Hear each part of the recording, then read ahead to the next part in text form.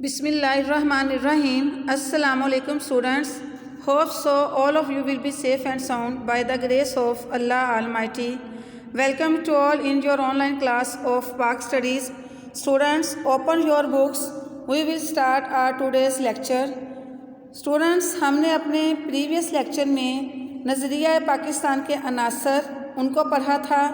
आज के अपने इस लेक्चर में हम चौधरी रहमत अली और दो कौमी नज़रिया इन पॉइंट्स को जो है वो डिस्कस करेंगे. चौधरी रहमत अली 16 नवंबर 1897 यानी 16 नवंबर 1897 में पैदा हुए. आपने इस्लामिया कॉलेज लाहौर और कैम्ब्रिज यूनिवर्सिटी बरतानिया से तालीम हासिल की.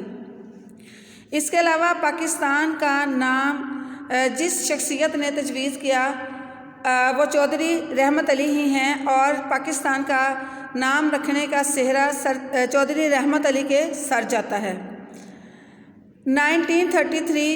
1933 में आपने लंदन में पाकिस्तान नेशनल मूवमेंट की बुनियाद रखी और 28 जनवरी 1933 28 जनवरी 1933 को उन्होंने अब या फिर कभी नहीं, नाउ और नेवर के उन्वान से 4 सफ़हात पर मुश्तमिल मशहूर किताबचा जारी किया जो तहरीक पाकिस्तान के लिए मजबूत दीवार साबित हुआ और पाकिस्तान के मुसलमानों के साथ साथ दीगर कौमें भी लफ्ज़ पाकिस्तान से आशना हुई, यानी कि वो लोग भी इस नाम से मुतारिफ़ हुए.